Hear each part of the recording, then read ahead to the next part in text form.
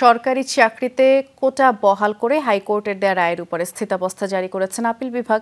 এর ফলে সরকারের জারিকৃত 2018 সালের পরিপত্রই বহাল থাকলো আপাতত। 1 মাস পরে আবার পূর্ণাঙ্গ শুনানি শেষে চূড়ান্ত সিদ্ধান্ত। 7 আগস্ট চূড়ান্ত শুনানি। আদেশে কোটা বহালে হাইকোর্টের রায়ের উপরে 1 মাসের স্থিতাবস্থা জারি করা হয়। এর আগে সরকারি চাকরির প্রথম ও দ্বিতীয় শ্রেণীতে মুক্তিযোদ্ধা কোটা পদ্ধতি বাতিলের সিদ্ধান্ত অবৈধ ঘোষণা করে হাইকোর্টের দেয়া রায় স্থগিত চেয়ে নতুন আবেদনের শুনানি হয় বেলা 11:30টায়। আর শুনানি শেষেই আপিল বিভাগ আদেশ দেন। সকাল 10টার দিকে শুনানি শুরু হলেও পরে তা পেছানো হয়। আর এ সময় রিটের পক্ষের আইনজীবী মঞ্জুরুল হক আপত্তি জানালেও আপিল বিভাগ শুনানির সময় নির্ধারণ করেন।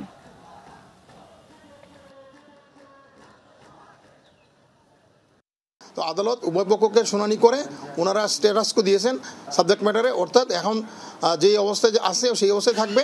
এই স্থিতি অবস্থার পরে দাঁড়ালো হাইকোর্টের জাজমেন্টও স্থগিত থাকবে এবং যে প্রজ্ঞাপনটা বাতিল করা হয়েছে সেই প্রজ্ঞাপনটাও স্থগিত থাকবে, বাতিল থাকবে।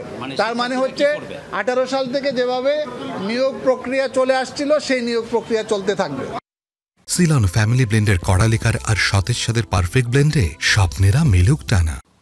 আমরা এ বিষয়ে আরো বিস্তারিত জানবো সহকর্মী মহিউদ্দিন মধুর কাছ থেকে। মধু, আপনি তো আসলে সকাল থেকেই পুরো বিষয়টি দেখেছেন এবং আপিল বিভাগ শুনানিতে যেটি বলেছেন এর আগের ঘন্টার সংবাদেও আপনি আমাদেরকে জানিয়েছেন।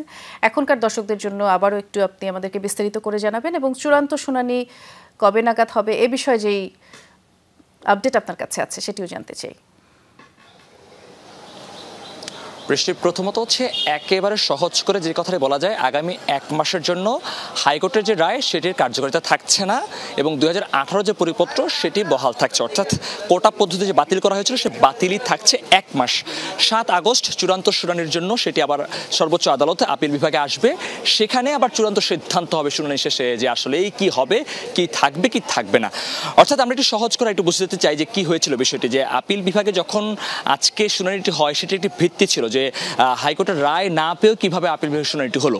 এটি গতকালকে যেহেতু চেম্বার আদালতে উঠেছিল, রিটকারী আইনজীবীরা নিজেরা এসেছেন, 2জন শিক্ষার্থীরা পক্ষভুক্ত হয়েছেন, তার প্রেক্ষিতে আজকে শুনানি হয়েছে। শুনানিতে 3 পক্ষের শুনানি হয়েছে। 3 পক্ষের আবেদনের প্রেক্ষিতে দুপক্ষ বলেছে যে কোটা উঠিয়ে দেওয়ার জন্য, অর্থাৎ 2018 পরিপত্র বহাল রাখার জন্য রাষ্ট্র এবং ছাত্রদের পক্ষ থেকে 2 জন আবেদন করেছেন তাদের আইনজীবী। কিন্তু মুক্তিযুদ্ধের পক্ষের যে আইনজীবী তিনি বলেছেন যে এটি যদি আবার নতুন করে আনা হয় তাহলে তাদেরকে সেখানে হেয় করা হবে। এই জায়গাটি থেকে তখন বলা হয়েছে যারা আন্দোলন করছেন, প্রধান বিচারপতি কিছু ডিরেকশন দিয়েছেন, বলেছেন যে যারা টকশোতে কথা বলছেন তারা মনে করছেন তারাই সবচেয়ে বেশি জ্ঞানী, যারা শিক্ষক রয়েছেন তারা কেন কথা বলছেন না, শিক্ষার্থীরা আন্দোলন করছেন তারা হয়তো ভুল করছেন কিন্তু আন্দোলনটি সঠিক হচ্ছে না, তাদেরকে বুঝে ক্লাসে নেওয়ার দায়িত্ব কিন্তু এই অভিভাবকদের। উল্টো উস্কানি যারা দিচ্ছে তাদের প্রতি প্রধান বিচারপতি বলেছেন যে সঠিক বোধ এবং সঠিক বুদ্ধি দান করার জন্য এবং শিক্ষার্থীদের ক্লাসে ফেরার আহ্বান জানিয়ে তিনি বলেছেন 1 মাস পর যেই আবেদন শুনানি পূর্ণাঙ্গ শুনানি হবে সেক্ষেত্রে শিক্ষার্থীরা চাইলে তাদেরও লিভ টু আপিল করার সুযোগ আছে। বরং যে 2 জন শিক্ষার্থী এসেছেন তাদেরকে প্রধান বিচারপতি স্বাগত জানিয়েছেন, বলেছেন এটি আদালতের বাইরে কিছু করার সুযোগ নেই, রাজপথে আন্দোলন সংগ্রাম করার মধ্য দিয়ে এটি কোনো ফয়সালা হবে না। বরং প্রধান বিচারপতি বলেছেন যে 1 মাস পরবর্তী সময়ে এসে যখন শুনানিটি হবে সেখানে তারা অংশ নিয়ে তাদের কথা তারা জানাতে পারে, সংস্কার চায় কিংবা কি চায় সেই পরিপত্রের প্রেক্ষিতে তারা বলেছেন।